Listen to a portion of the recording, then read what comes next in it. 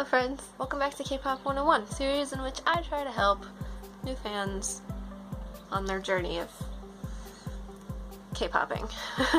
It's been a little while since I made the last K-Pop 101 video, and my hair is a mess, so just ignore that. Today I thought I would talk about something that is kind of considered a little bit controversial, but I wanted to talk about it for the people who aren't really familiar with the fact that it's a thing. That makes sense at all. I'm referring to personas in K-pop, and what that means pretty much is when idols are training, they're not only training for dancing and singing and all that kind of stuff, they're training for presentation in general. So they're kind of coached to have certain personalities on stage. It's not necessarily who they really are, but it's not really them faking it either. It's them putting on like a mask, but usually only for stuff, like I said, like on stage or official type things. So music videos and all that kind of thing. Personas are based on their actual personalities, but it's just kind of a heightened version of their personalities. Will you please?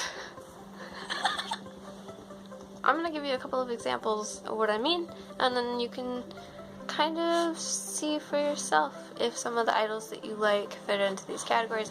Not every idol is going to. I've noticed that it's not really that common with solo artists. It's more like when there's a group. I would say more than like 3 members, maybe. First example of a persona or a caricature is the serious one or the kind of mysterious one. Now, this is not a common persona as far as I've noticed, but if you look close enough, they are out there.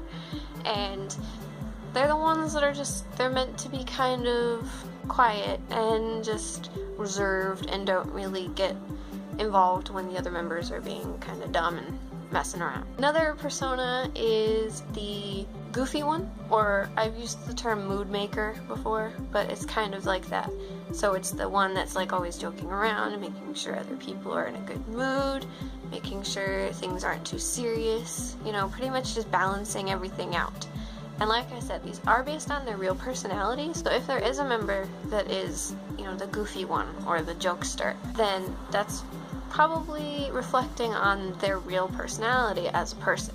They're probably a really goofy person in general, but their persona is to exaggerate that for the fans. There are many, many, many personas, and listing them all would be hard, and they change depending on the person. There's not one set, like, rule book for personas. They're just kind of developed for each person, like I said, based on their real personalities. I want to make that very clear. They're not being fake or forcing things. They're just kind of taught to work with that idea. Just kind of look around a little bit, and if you compare certain members from one group to members of another group, you might see similar members in each group. I don't know if that makes sense. Like Leo from VEX is the quiet one, and he's kind of mysterious, and he doesn't talk a lot. And then there's Kyungsoo from EXO, or Dio. He's quiet and kind of mysterious and doesn't really talk a lot, but they're different. They both have that persona, but they're different. It also depends on the management group how extreme the personality is going to be, and whether or not they're going to be allowed to kind of phase it out as time goes. Another thing that kind of plays into it is the concept of the group in general. So if it's a fun, kind of playful group, kind of like GOT7, they're going to really have their own personalities, but have the personas kind of mixed in a little bit. Not really so much. And this isn't every group. I don't know if I mentioned that. I can't remember. It's not every group that's going to be like this. And it's not every management company that's going to do this to their groups. It just depends. It's subjective, I guess. But that's pretty much all there is to say about that kind of thing. It's not really a bad thing. I don't think it should be. It's just their way of appealing to several different kinds of people.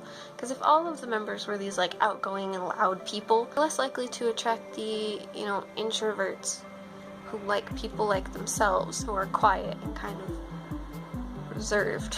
I don't know if any of this is making sense. I'm really sorry. I'm trying my best. It's as far as I'm gonna go into it for now. This is not meant to be negative in any way, so I hope it didn't come off in that manner, but I thought I would talk about it because it's a thing in K-pop. And that's what I'm here for. I'm here to talk about things relating to K-pop. I hope you enjoyed this video. If there's anything you would like me to talk about, let me know. I'm always looking for new ideas for K-pop 101 videos. I will see you in my next video.